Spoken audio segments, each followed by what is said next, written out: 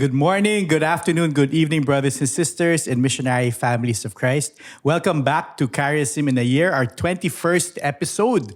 Wow, 21 books of our founder, Frank Padilla, we have already discussed. Well, this is the 21st book that we're going to be discussing out of 52. So that's 31 more books to go. And that will take up the rest of the year until January next year, when we started January earlier this year. So I hope you've been following. You don't really need to watch all of the episodes in order, but you have to watch all of them because we want to go into the heart and mind of our founder and going deep into the charism of missionary families of Christ. My guests today are Badge Kaday and Bianca Palangan. Welcome to the show. Thank you po. Yeah. I introduced them before the book because we just celebrated our 45th anniversary last Sunday. And everybody's still on a high. And we just want to thank all of you for all the posts and everything that you've been posting and all the feedback. And it was just really a great and wonderful experience. We watched it again. My wife and I watched it yesterday again on YouTube. Tas iyakan pa rin hanggang YouTube. same. Badge, Bianca, what was your favorite part about the anniversary? Ako kuya, probably yung kumanta yung mga bata ng Mighty to Save. Kasi parang for me, it gives so much hope dun sa future ng community natin. And super cute nila. So yun, that's my Oo. favorite. Ikaw, Bianca. Ako dun sa Stories of Faithfulness na feeling ko favorite ng lahat din. Yung may karton. Yung no? karton, Ganun, yung tas maraming kumain. umiyak. Oo. Yeah, people were saying karton lang, tas umiiyak na. Yeah. But So powerful. Yeah, that was really an idea inspired by the Holy Spirit, I think. Amazing that you can tell the transformative story of people just with cardboard. And so it was just an amazing experience. Yeah, I Yes. agree, Kuya. And today, we have another book, our 21st book, and it is 40 Days of Wonder-Working Faith. So our founder wrote a lot of books that go over 40 days, one reflection per day for 40 days. And it doesn't need to be over Lent that you read these 40 days. It can be anything, anytime during the year. And this is one of them, 40 Days of Wonder-Working Faith. And it's dedicated to his 9 grandchildren. At this time, 2013 to Year of Faith. This was when my 4th child was born, Faith Maria. That's why she's Faith. 9 grandchildren pa lang to, but now 13 na sila. For whom I labor and serve Christ, may the work of the new evangelization make this world a better place for them and the generations to come. I think that's really the goal of all of us, to make, for the work that we do, to make this world a better place. Do you Agree. agree? Agree. Yeah. Agree, Kuya. Actually, it was also highlighted to me. Kasi parang feeling ko nung nasulat tong book na to, ako din yung, for me din to. Yung parang dedicated din for me. Parang nag-benefit din ako dito sa libro na to. Ganun naman talaga dapat, that we should all really benefit from the books of Yeah. our founder. We just need to get one and actually read it to see the wisdom and the learnings from it. Now, in the table of contents, maganda because it's separated into called, faith, faith works wonders, and sent. So when you are called, before you are sent, you need faith. You need faith that works and faith that works wonders. And that's all that we can see in this book. It was written at the year of faith. And Jesus already assured us that if we have faith, we would do wonders as He acts in and through us. So do you still see like wondrous things happening in the lives of the people around you in MFC? Yes, kuya. For the past 2 years na full-time missionary na ako, nakita ko yung pag-work ni Lord sa mga tao sa paligid ko. Not just in my family, but in the lives of the full-time workers as well. Nakita ko kung paano nag-work si Lord sa pag-ayos ng pamilya, ng finances, even their own personal lives na pinagdadaanan nila. God really works wonders in their lives because they have their faith in their heart. And in your life also. Yes, so much. Tell us your good news. Yeah. Good news. Talaga. Nung anniversary, I just want to share. Nung morning, nasa SMX ako because nag-oath taking ako for my, because I passed the board exam for professional teachers. And then, right after that, I went to Araneta to serve naman for the anniversary. So, for the first time, I came with my family. So, my whole family was there and super blessed. Kasi nakita ng pamilya ko, super saya ko na nakita ng pamilya ko yung ginagawa ko in the community. And they were so happy din because they saw how God works in our community as well. Thank you, Teach. Teach How about you, Teach Max? badge.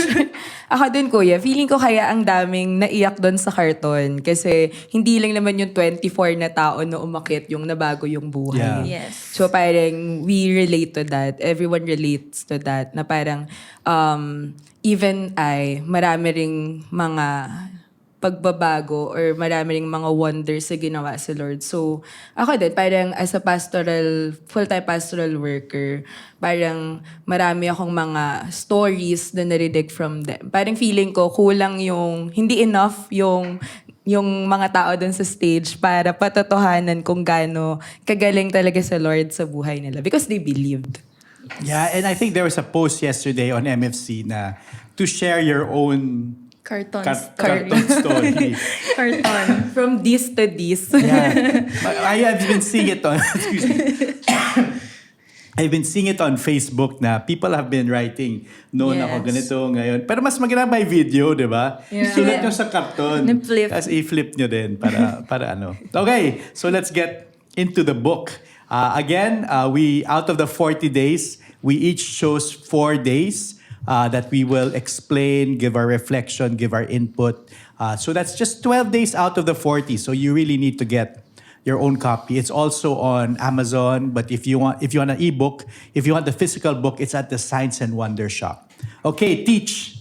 Badge. What is the first day that you chose? Yung first day ko ay day 4. And title niya is Consecrated to God.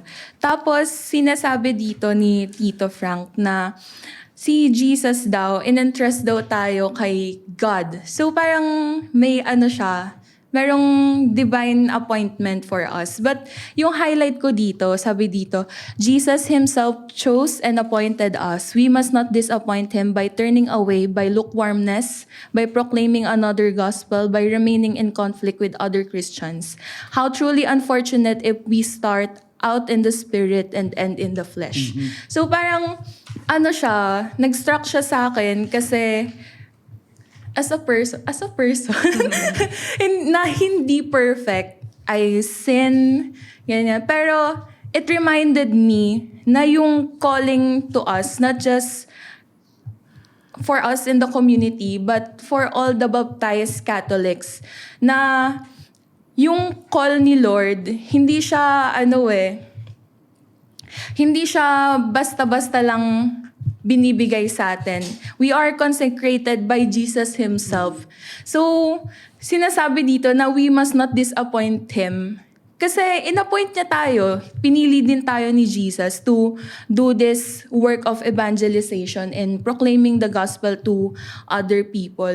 Kaya yung nag-struck talaga sa akin dito, how truly unfortunate if we start out in the spirit and end in the flesh. Kasi we are already in the community. Dapat yung life natin, paganda ng paganda, or yung ugali natin, yung faith natin, pabuti ng pabuti. So, it is really, truly disappointing if we get to disappoint Jesus whenever we turn away from Him. So, Yeah, that's a good point, no, Badge. It says here, by turning away, by our lukewarmness, by proclaiming another gospel, remaining in conflict, like you said, we disappoint Jesus, we disappoint God. Yes. And who wants to disappoint God, di ba? So, but we cannot be lukewarm. Yeah. So I think we've been saying that this whole weekend, the anniversary weekend, that we need to stand up, we need to evangelize, we need to go out there, and we need to do the work that He has entrusted to us. Maganda din, it says, otherwise we will remove ourselves from the mantle of God's protection. I think that's that's pretty scary. If we do not do the work that He has entrusted to us, we will be removed from His mantle of protection. Yes. Yeah, and so it's a call for us. No, once you're here already, don't lose that anointing that has been given to us. So just keep on doing the work. In spite of the many difficulties, there will always be difficulties. Okay, thanks, Badge. How about you, Bianca? What's your first day? My first day is the day one. Day 1, 2, 3, 4? Day one. Mga pinili mo. Day one din, the call to mission, I think, parang, after reading the book, mas appreciate ko yung day one. Kasi I think it's the foundation of all the things na maririnig mo for the next days. Pero for me, what's striking for me yung part na the exhortation is still the same after 2,000 years. The harvest is abundant, but the laborers are few. So parang, di ba 2013 nga, to sinulat ni Tito Frank. Tapos parang, nung nabasa ko kasi to, nabalik lang din ulit ako sa time na when the Lord planted that desire for me to become a full-time missionary. That was 2018.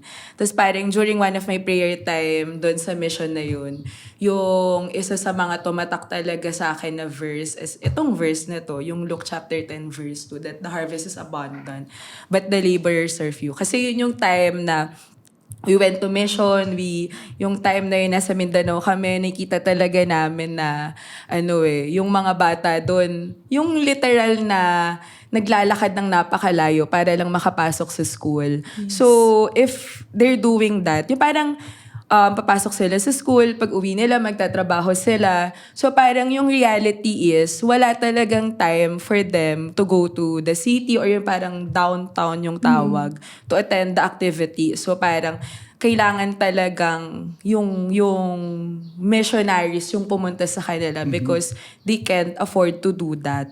So, yun yung sa akin. Tapos parang, yung karugtong na, the laborers are few. Sinasabi nga dito na, why few? Because the potential, marami naman yung potential laborers. Sabi dito, potential laborers are so many. But those whom Jesus are calling are not leaving their fishing nets and their tax collectors post. Yes. So parang when in following Jesus, we have to let go of everything and be fully dependent on God. Sabi nga dito, they are fishing for everything in life except for men. Ang ganda na they are fishing everything in life. Yung parang dami mong gustong makuha in life. Sa age natin, di ba, parang ito yung ang daming gustong i-explore ganitong career, gustong i-try ito, gustong ganyan-ganyan.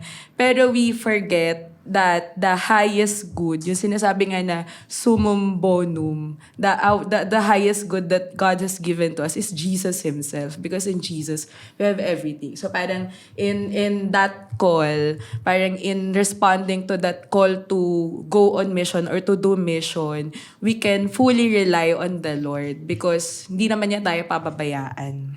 Yeah, and it goes back to what we are called to do, which is to bring everyone to heaven, diba? Yes. That's our ultimate goal.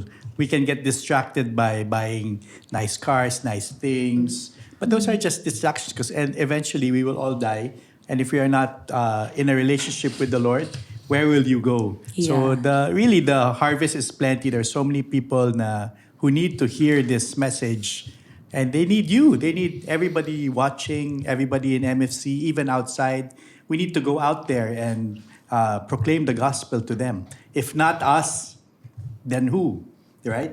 So we're blessed that my two guests today are full-time missionaries. They do this 24/7. Even right after the anniversary, we're here doing the work. Okay. Back to work. Happy anniversary. Coughing a bit, but tuloy ang mission. Amen. Okay. Mine is day 10, greater things. So it says here, to believe is to do greater works. To believe is to see greater things. Faith works wonders. I think sometimes we forget that, sabi mo nga, Bianca, 2,000 years ago, the call remains the same. The Holy Spirit is the same. The miracles that happened 2,000 years ago can still happen. Diba? The apostles preached the gospel and thousands were immediately evangelized. So that can still happen today. But we need to believe that it can happen. we need to believe that we are empowered enough by the Lord, by the Holy Spirit, to be able to make these things happen. And if we do believe, it is to see greater things. If we believe that it can happen even until now, 2026, we will see greater things happen right before our eyes. Kasi minsan, hindi lang tayo naniniwala na these things can still happen today. Sabihin natin, oy, dati, nung nagsi-CLS kami, 100, nag-attend. Ngayon, hindi na pwede ngayon kasi iba na yung panahon. But iba yung panahon, pero pareho yung Holy Spirit. So if we do the legwork, if we do the work that is entrusted to us, we can still see things like that. So we are now embarking on the new evangelization. If we believe, we will see greater things and do greater works. But first, we affirm who Jesus is. Second, we do the work Jesus commissioned all Christians to do, which is to evangelize, to proclaim the good news of salvation in Him to the whole world, the whole world. And finally, we affirm that faith works wonders. We have to believe that it can still happen today. Brothers and sisters, do you believe? Write in the chat box, I believe. I believe. I believe. All right. Okay, Badge, what is the second day you chose? Yung second day ay day 7, greater works. So kung may connected. greater wonder, greater one, may greater works. things. Yan. More kapag mas nagtitiwala tayo kay Lord, mas maraming work. Work. Ganun. Okay. So, ang na-highlight ko dito, it is the very work of Jesus with us as instruments. Jesus acts in and through us. So, this line reminded me na yung ginagawa ko as a missionary is not my work. It is the work of the Lord. Minsan kasi kapag overwhelming yung work, for example, syempre, MS, super daming work. Tapos, yung events after events, yung we barely get enough sleep kapag event season, ganyan. Tapos, minsan may tendency ako to really forget bakit ko ginagawa tong mga bagay nito because I get overwhelmed, daming deadline, may pressure, ganyan.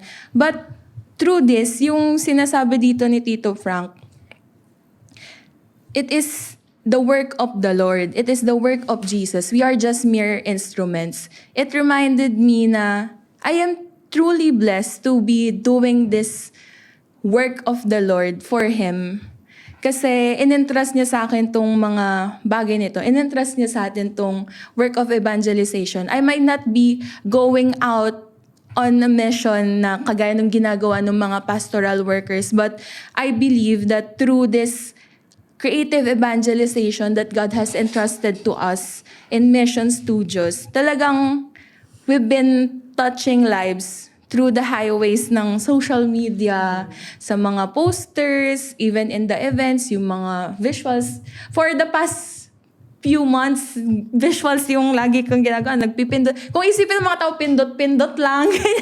Pero it really takes some time to prepare everything. Yeah. But kaya dun nagiging overwhelming because marami talagang kailangan gawin. But it really reminds me that it is the work of Jesus. Kaya hindi ako dapat panghinaan in times na na-overwhelm ako because I am blessed to partake in this work that the Lord has entrusted me. Thus, I have also underlined here, what a divine gift given into human hands.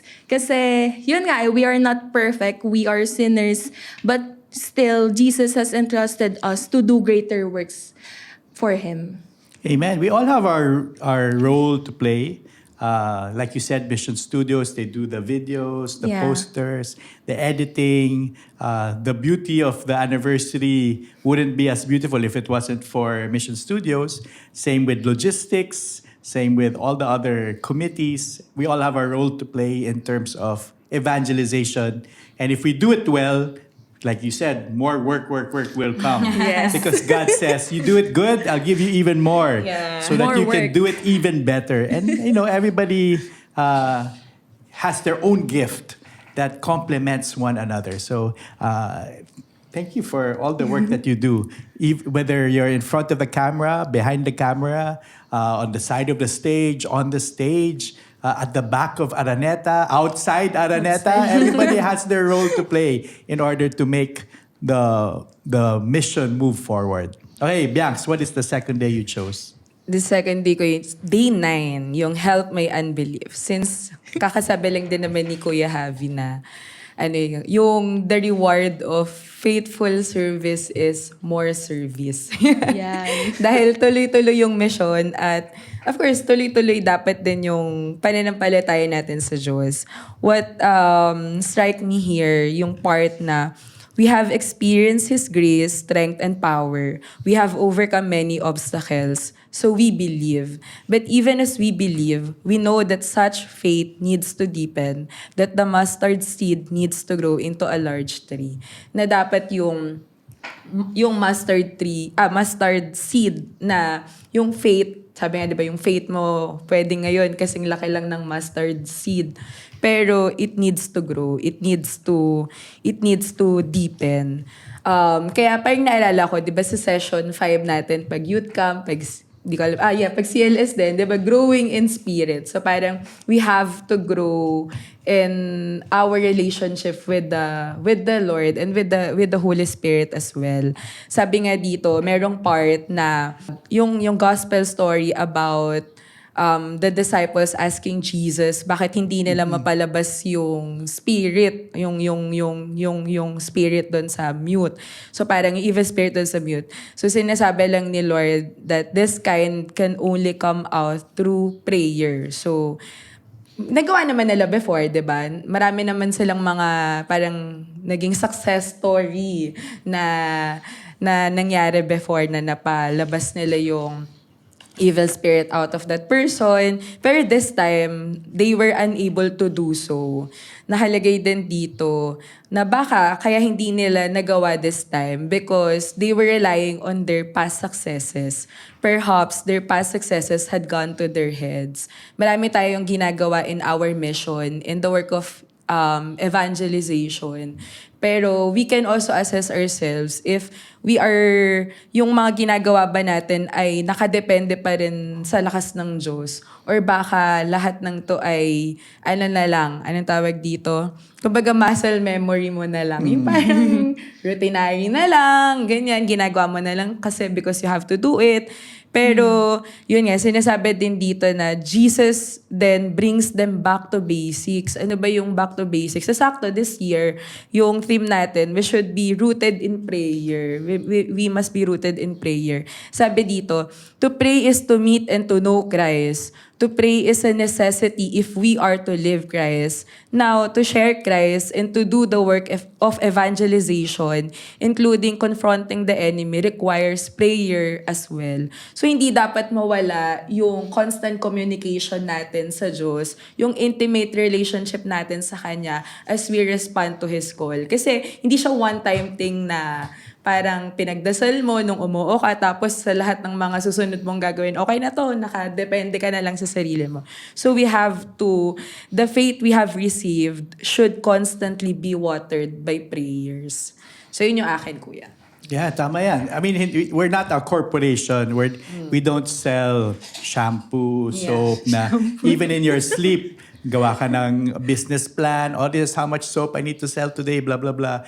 We are a community. We are evangelizers. That's why we should always be connected to the source. Even if you keep giving the same talk over and over, tas memorize mo na yung outline, memorize mo na yung kung saan mo lalagay yung mga joke mo. If you are not connected to the source of why you're doing this, people will realize that. They will feel that. Yes. So that's why kailangan mag-prayer time ka. You should always depend on the Lord. Even if memorize mo na everything that you're supposed to do, everything you're supposed to say, you still need to be aware and always be aware of the reason why we're doing it. Or else you'll depend on yourself. And yun yung mahirap. Yeah. That is the pitfall of missionary work. If you start depending on yourself and start being focused on yourself. Yeah, that's a great reminder for all of us. Okay, my second day is day 20. Ask in Jesus' name.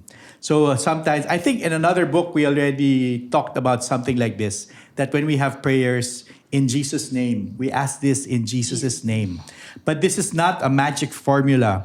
where we simply ask in Jesus' name, and whatever we ask is given to or done for us. Sometimes, the things that we ask are not in accordance with God's plan for us. So God will not give those to us. So in what way can we invoke Jesus' name? First, it depends on who and what we are or are becoming. And second, it has to do with Jesus' mission, particularly the work of evangelization. So first, we need to live Christ. If we are not living Christ, how can we invoke Jesus' name to give us what we want if we're not living the Christian life, if we are not living that Christian life every day? And second, we need to share Christ, which is doing the work of evangelization.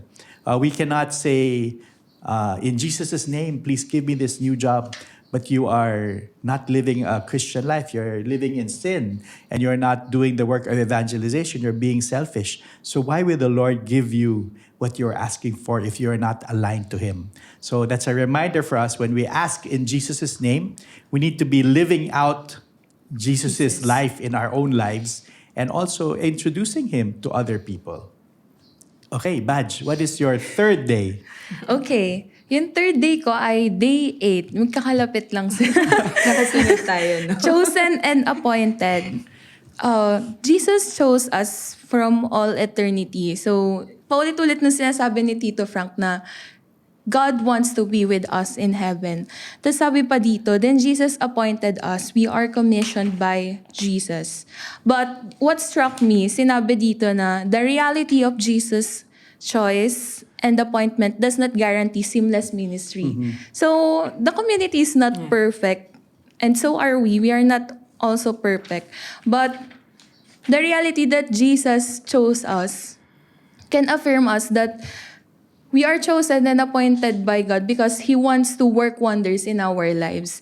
Yung reality na kahit marami tayong pagkukulang, marami tayong mga hindi kayang gawin, He will show us that we can do great things in His name. Kaya nga, sabi kanina dun sa previous na binasa na ask in Jesus' name, di ba, Kuya?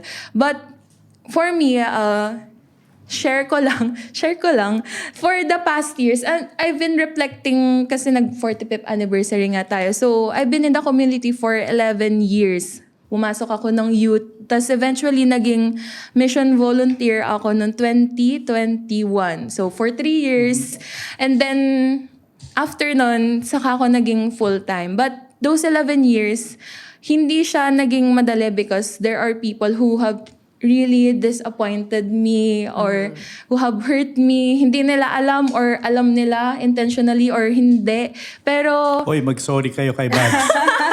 Sa comment section, Sorry na, say Badge. sorry, Badge. sorry. I forgive Dami you. nag-comment eh. I forgive you. Pero yun din, yung alimbawa, kasi nung mission volunteer ako, I've been working with LIT for 3 years. 3 years, tapos after nun, nag-MS ako. So, parang merong mga bagay, may mga moments na, okay, ulitin mo yung poster from scratch. Ganyan. Pinagpuyatan ko na eh. I took some time to do it. Pero akala ko Yung sinabi, sino nagsabi yan? Is he in the room? No. Akala ko kasi in those moments, I've been doing my best. But I've been giving my best in every service that was given to me. Pero yung reality lang na napapagod ka, yung reality na minsan may pride ka rin na akala mo ang galing-galing mo na, pero sasabihin talaga, parang may mga moments na ipapa-realize sa akin ni Lord na hindi ka hanggang dyan lang. Hindi yan yung best mo kasi I can do greater things through you. Kaya kailangan kumapit ka sa akin. Hindi mo kailangang mag-focus dun sa disappointments, dun sa mga hurts, dun sa pains na binigay sa'yo ng mga tao. Even the circumstances, ganyan, na hindi mo naman ginusto na mapuntahan mo or kalagyan mo. Pero yung reality na pinili ka ni Lord and in-appoint ka niya to do great things. Even yung pag-take ko ng role sa 45th anniversary natin, parang sobrang surreal pa rin sa akin na, oh my gosh, nag-Araneta tayo.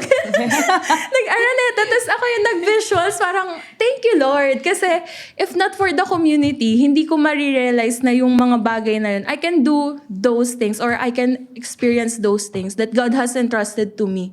If not for the community. And if not for the community, hindi ko rin marirealize na yung mga bagay na yun, I can't be thankful for those opportunities. Yun. Amen. Thank you for your service badge.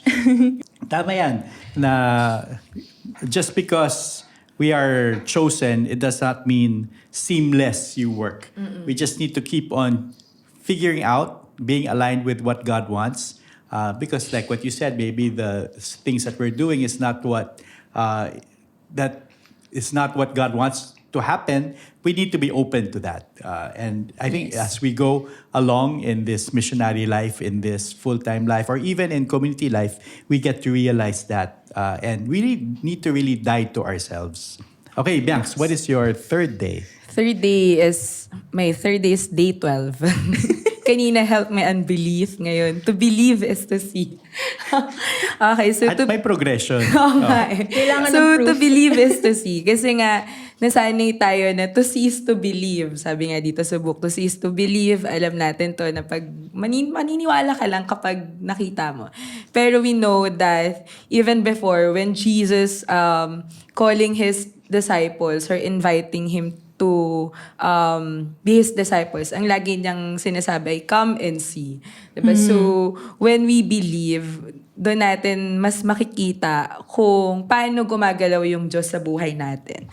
Sabi din dito, many people in the world have eyes but cannot see and are blind. So, hindi yung mga bagay na hindi nakikita ng mga tao. They cannot see the inherent dignity of people as children of God. So, they treat women as sex objects or the poor as worthless members of society. They cannot see the beauty of a holy sexual relationship between a husband and a wife. They cannot see God's plan, God's original plan for His creation, and so push for contraception, divorce, and same-sex marriage, and population control. They cannot see the tremendous blessings that a child is, and so they abort the unborn. So yun yung nakakalungkot na reality. Yes, we have our own eyes, pero hindi natin nakikita yung truth. Hindi natin nakikita yung kung ano ba talaga yung kung paano ba talaga dinisenyo ng Diyos yung mundo. So, they know, people know. Yung reality naman, marami namang tao yung nakakaalam eh. They know, but they turn a blind eye on this truth. Parang, marami ring times na nabanggit ni Tito Frank na parang tayo as Catholics, mahalaga na alam natin tong mga truths na to na hindi dapat tayo nagbubulag-bulagan na makita kung ano talaga yung reality. So when we put our faith in Him, we are saved and our sight is restored. And our lives are totally transformed. Our worldly ways are overturned. Actually, reminder to nung yung parang yung carton na segment dun sa anniversary na from this to this, yung mga ganun na gambler ka dati to giver. So parang nagkaroon ng, dahil naniwala ka, nakita mo na yung buhay mo is not just about hindi lang siya tungkol, yung parang yung may halaga pa pala yung buhay mo. Parang looking back, ako din parang iniisip ko, dati kasi nahihirapan ako makita yung ganda ng buhay. Parang isang kasi iniisip ko, nung after kasi na anniversary, nagtatanungan na kami ng ganyan. Parang kung may karton ka, Ano nakasulat? ano yung nakasulat? As in yun na yung parang tanungan namin sa isa't isa. Tapos parang the whole time na parang kahit kanina na sa biyahe, iniisip ko siya. So if there's one thing na ilalagay ko talaga doon, ako siguro, from being rebellious, wow. Okay. Parang from being rebellious to, not just a missionary, pero to someone who advocate life. Nice. Kasi marami talagang times sa buhay ko na nagre-rebelde ako, not because I want to die, pero I don't want to live. Yung ganun, yung parang ayoko na ng buhay ko. Ganun talaga. Meron akong phase nung high school before ako mag-community na parang, ano bang sense? Sobrang purposeless ng buhay ko. di ko pa ganun kakilala, wala pa akong relationship kay Lord that time. Basta ang alam ko lang, I always question that, yung parang, Lord, bakit pa ako pinakanak pa sa mundong to? And then the community came, it made me, it taught me how valuable my life is. And kung gaano rin ako, dati kasi hindi ko rin na-appreciate yung regalo ng pamilya eh. Parang isa to sa mga binuksan sa akin ng Diyos. The Lord opened the eyes of my heart to see how beautiful my life and how beautiful the life of everyone around me. Actually, hindi lang naman nakapaligid sa akin, pero lahat ng tao na merong halaga yung buhay nila. So, yung nakalagay din dito sa part na, ang ganda kasi yung ginamit niya yung story ni Bartimaeus, di ba, from, he was parang si Bartimaeus yung blind na he was begging for Jesus to heal him, parang nasa katabi siya ng kalsada, tapos dadaan doon si Jesus, so talagang sinisigaw niya na pagalingin siya ni Jesus. Pero yung part na, now, for many more to have faith, they need to be evangelized. So, para daw maraming magkaroon ng pananampalataya, they need to be evangelized. When Bartimaeus was crying out to Jesus, Jesus did not call him directly. Galing, parang kanina lang dun sa chosen and appointed ni Badge na napili din tayo because God uses someone else as His instrument para matawag tayo. Dito sa part na to, Jesus did not call him directly, but rather told others to call him. Yun nga yung sinabi ni Jesus na hindi niya naman directly sinabi kay Bartimaeus, tumayo ka dyan, diba? Pumunta ka sa akin.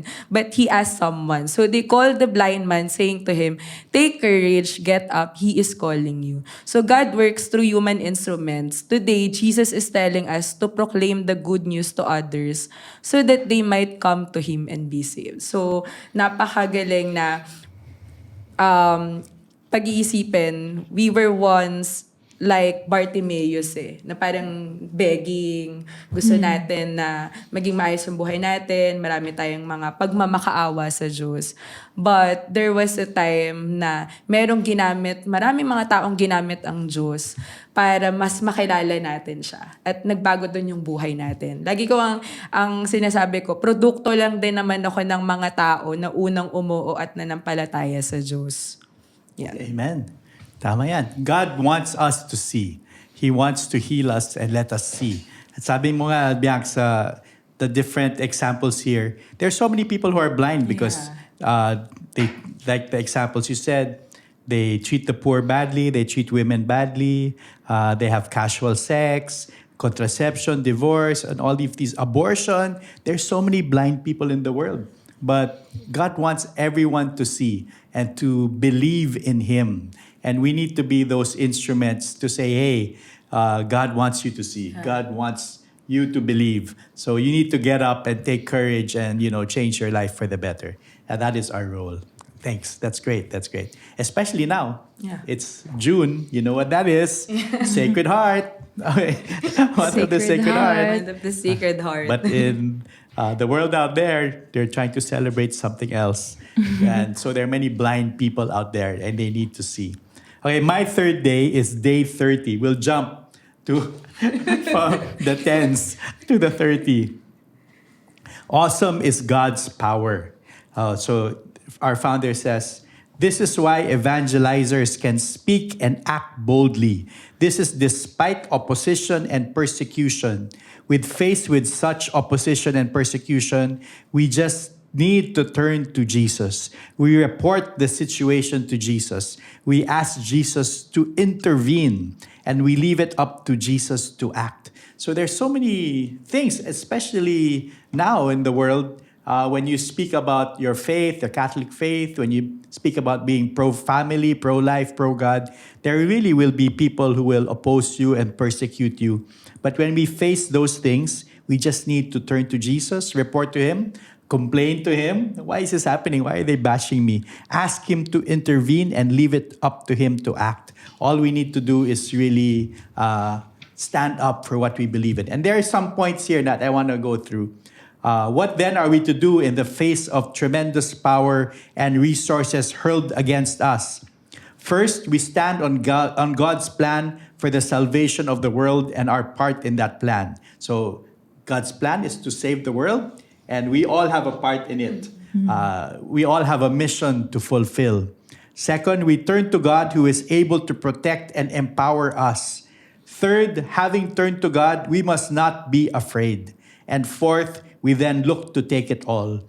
We serve a victorious King, our faith will work wonders. So if we know that God put us on this path, when we speak up for what is right, we know that He is going to protect us, and we must not be afraid. And when we have that as our foundation, no matter what happens, we just take it. Because at the end, God is victorious. Ang hirap, no? Especially in the moment, baka marami kang pinagdadaanan. But if you know that you are right with God, then take it all in because our God is a victorious God.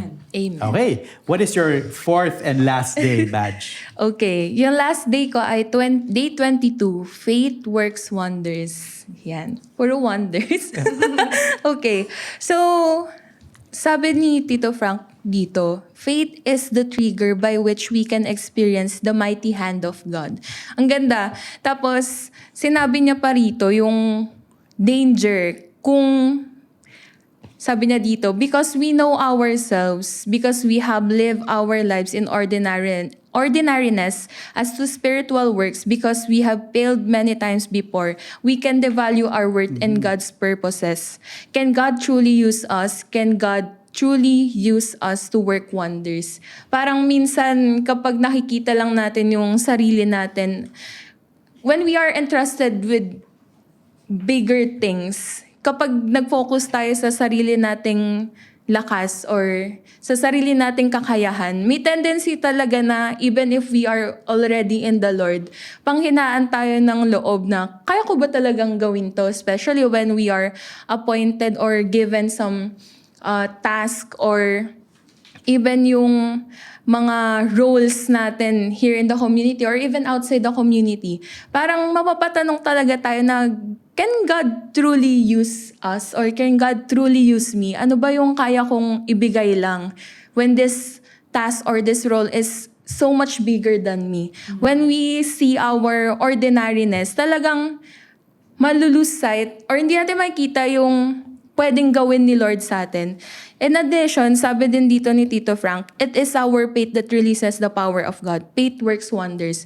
If we just see ourselves na kung ano lang yung nakikita natin in ourselves, kung ano lang yung kaya natin gawin, talagang it can hinder us. Pero yung kanina lang dun sa unang day ko, kuya, na sinasabi doon, it can remove us from the mantle of God's protection. Yeah. Pero dito sinasabi na yung faith, it can release the power of God because we are in the mantle of God's protection. We are given the graces that we need, yung mga kailangan nating, even the people that will help us to do this great work that God has entrusted us. We can really see that through faith, God can work wonders in us. Kaya kailangan natin talaga na manatili sa Kanya. Hindi pwedeng yung basta-basta lang na iisipin natin na, paano ko ba gagawin to? Kailangan there is a resolution na paano mo nga ba, kung if the Lord is calling you to do great things, if the Lord is calling you to work wonders in the life of many people or even in your own life, kailangan mo talagang maniwala because it triggers or it releases the power of God. God can only, sabi pa dito ni Tito Frank somewhere in this book, sabi na, God can only work wonder in our life if we allow Him to do wonders in our life. Kaya, yun, faith works wonders. Yeah, God can use us. Sabi mo nga, Badge, sometimes we tend to question that. Can God use us? Going back to yung mga karton, Yeah. I mean, you can easily get stuck sa unang ano tawag doon, page, yung front, yung unang sign, let's say addict or drunkard for 20 years or basurero. Yeah. You can easily get stuck with that if you say, can God truly use me? Can God truly change me? Yeah, But yung they are limitations. living proof that God can use you. Basurero to negosyante. Diba? Addict kay God. So God can truly use all of us. So He can use all of us no matter what our situation is. We just need that faith that releases the power of God. Amen. Amen. Okay, Bianx, what is your last day? Last day ko yung day 15, Day The Empty Prison.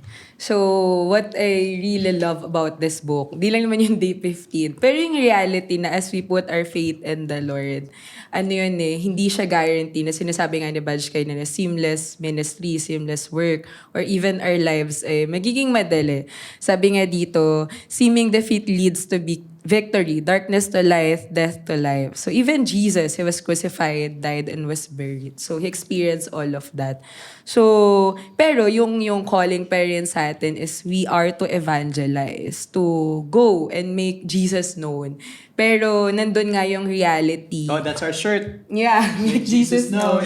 So, ganda. Ang ganda. Kasi parang nandun pa rin talaga yung reality na as we make the Lord known, the reality of the world situation is that the light came into the world but people preferred darkness to light because their works were evil. Dumating na yung light, di ba? Dumating na si Jesus. Pero mas preferred pa rin ng mga tao na magstay sa kadiliman. So, that's the reality. Kaya nga, yung line na get used because yung laging sinasabi na we are in this world but we are not of this world, that our citizenship is in heaven. So as we parang do this, kailangan talaga natin ng yung panghawakan na hindi tayo pababayaan ng Diyos. Isa sa mga gusto ko dito sa book, iba't ibang tao kasi yung iba't ibang character sa Bible yung pinapakita. Yung parang kung paano nila pinakita yung pananampalataya nila sa Diyos. Sabi din dito, the tomb could not hold Jesus, the prison could not hold the apostles. What is it that holds us back, that imprisons us, that keeps us from boldly going forth to evangelize? So, ang ganda nung parang, di naman tayo sinusugarcoat na magiging madali lang yung lahat. Nandun na yung reality that we will experience persecution, oppression, being hate by this world. Pero, panghawakan lang din natin yung reality na hindi, yung parang, yung babalik tayo dun sa we have to be fully dependent and reliant on God. Kasi nga, the enemy is stronger. So, because malakas yung kalaban natin, malakas yung demonyo, kailangan natin ng mas malakas sa atin, and that is Jesus. Because Jesus, siya lang yung talagang makakatalo dun. So, we are just an instrument. Dahil instrumento tayo, we are mere instrument of the Lord. Pero nandun yung kailangan natin panghawakan na hindi lang instrumento tayo ng Diyos, pero anak niya rin tayo. Dahil anak niya tayo, we have that, yung nabanggit din kasi dito yung mga promises ni God kay Abraham nun, diba? We have divine protection, meron tayo nung divine presence. So, nandun yung mga pangako ng Diyos. Isa sa mga striking for me dito, yung last part na, do you have the conviction that your life and well-being are in the hands of a loving God, and so you need never be afraid. Yung parang kapag alam mo na yung Diyos yung may hawak sa buhay mo, hindi mo kailangan matakot, hindi mo kailangan mangamba, kasi it is the Lord. Parang yung sa word na, since patapos na kuya, parang resounding kasi, maganda kasi diba ng Tagalog na faith, diba yung pananampalataya. Yung parang, naalala ko yung hinimay yun sa amin ni Father G, yung tatlo yung actually sumasampalataya, yung sumasampa, you're putting your faith in the Lord. Tapos taya, you believe in the Lord. Pero nandun din yung word na palataya, yung parang dapat kang laging, you keep on betting in the Lord. Yung parang yung pag sinabi mong sumugal, kanina diba pinag-usapan natin yung gambler, yung isa sa mga cartoon doon, gambler to giver, pag sumusugal ka talaga sa may talo. Pero when we place our bet on the Lord, kapag tinaya natin yung buhay natin sa Diyos, walang talo. We will never be defeated. So, sa last part din, yung footnote na lang, kuya. For God's people who trust in Him, there are no real setbacks. Amen. When we do God's work, then all things work for good for those who love God, who are called according to His purpose. So, wag din natin kalimutan na all things work for good for those who love God. Di naman na parang yung sinasabi nga kanina na lahat ay mabuti yung mangyayari sa'yo. Pero dapat, minamahal mo rin ang Diyos. At nagre-respond ka rin doon sa tawag niya to participate in the work of evangelization. There are no excuses in serving the Lord. So tama, what is holding us back? What is imprisoning us from going forward to evangelize? Wala talaga dapat excuse, di ba? When you say, ayoko magsalita, nahihiya ako, I'm embarrassed, I'm shy, we have training for that. If you prepare, then you will have the confidence. The Holy Spirit will give you the words to say.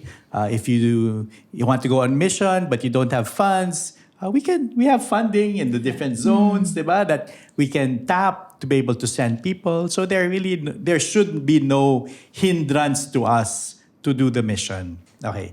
Mine, the last day is the last day. Day 40. A great adventure.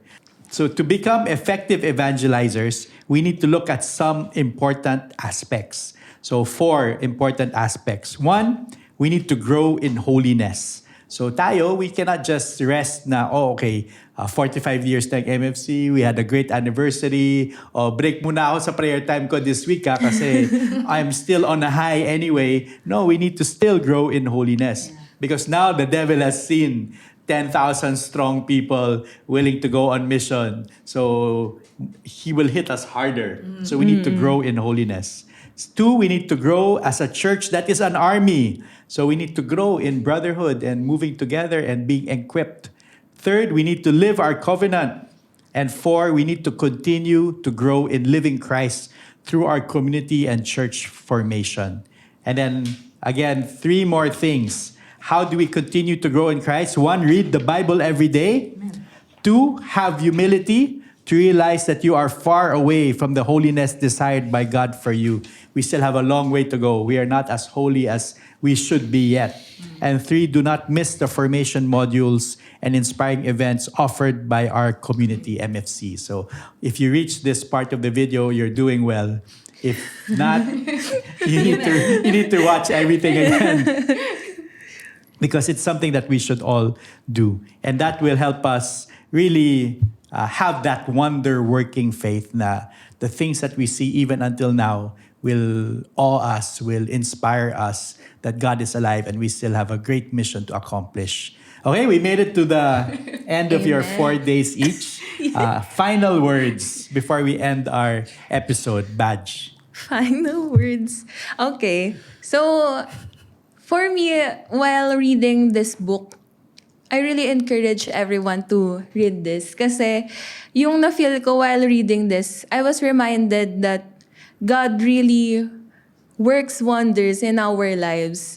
Kung hindi, parang this book reminded me na kung hindi dahil sa personal encounter ko with Jesus, hindi ako magiging thankful and grateful sa lahat ng blessings na binibigay niya sa akin. Maybe, pwedeng na-overlook ko pa kahit yung malalaking bagay na pwede kong na-experience without the help of the community. So, kaya thank you talaga, Tito Frank, for your wisdom. Ano talaga siya, blessing talaga siya. And it will really remind us kung ano pa yung pwede nating gawin and what else God can do in our lives when we keep on clinging unto Him. Amen. Thank you, Badge. Ikaw, Bianx. Amen. Sa akin, ang ganda kasi nung kung paano din yung di ba yung partition ng book na called Faith Works Wonders, and then Sent. Tapos parang yung isa kasi sa line na tumatak sa akin, yung to meet Christ is to have faith. So parang in short, yung faith works tsaka faith works wonders. Ano siya, it's all about our mission in the LCSC. Yung to meet and know Christ yun yung faith. And then, to live Christ, that should be a faith that works. And then, to share Christ is for us to experience how that parang yung faith works wonders. Yung because of your faith, you've experienced the goodness of the Lord. So hindi mo dapat ipagkait yun sa ibang tao na hindi dapat ikaw lang yung nakakakilala sa Diyos. You have to have that desire na makilala rin ng ibang mga tao yung Diyos. To experience, for other people to experience as well the wonders of the Lord. To see that the Lord is working. Parang yung let's always turn our O into, yung aw pala, aw into wow. Aw into wow. Yung parang let's be witnesses of wonders. Kasi nga maraming mga magagandang bagay yung ginawa ng Diyos sa buhay natin. So dapat lang natin ibahagi yun sa iba para sila din ay makilala yung Diyos. Amen. Amen. So this is faith will really work wonders. And the Spirit 2,000 years ago, like what you said earlier, still the Spirit now. And we need blind people to see. And how will they see if we are not the ones there to help them, bring them to Jesus? And that is our call to evangelize, to do the work, and we will be equipped as we do that work. So it's a call for us to keep on going after this anniversary weekend that we had. Yes. The inspiring sessions, just the inspiring weekend in itself, keep on going and even increase that inspiration, excitement, enthusiasm as we move forward, onward in Christ. Thank you, Badge. Thank you, Bianca, for being my guest this Charism in a Year, our 21st book. And there are, how many again? 31 more coming to go into the heart and mind, the charism of Missionary Families of Christ, the heart and mind of our founder. The books are available in Signs and Wonder Shop. The ebooks are on Amazon. They're all there already. Just search for author Frank Padilla, and you can see it there. And they're very affordable, both in the shop and on Amazon. So there really is no excuse for you to pick up your copy and start reading and getting into who we are as missionary families of Christ. Again, thank you. Thank you, Rick. Thank Thank you all Kuya. for being with us. And God bless us all. We move onward in Christ.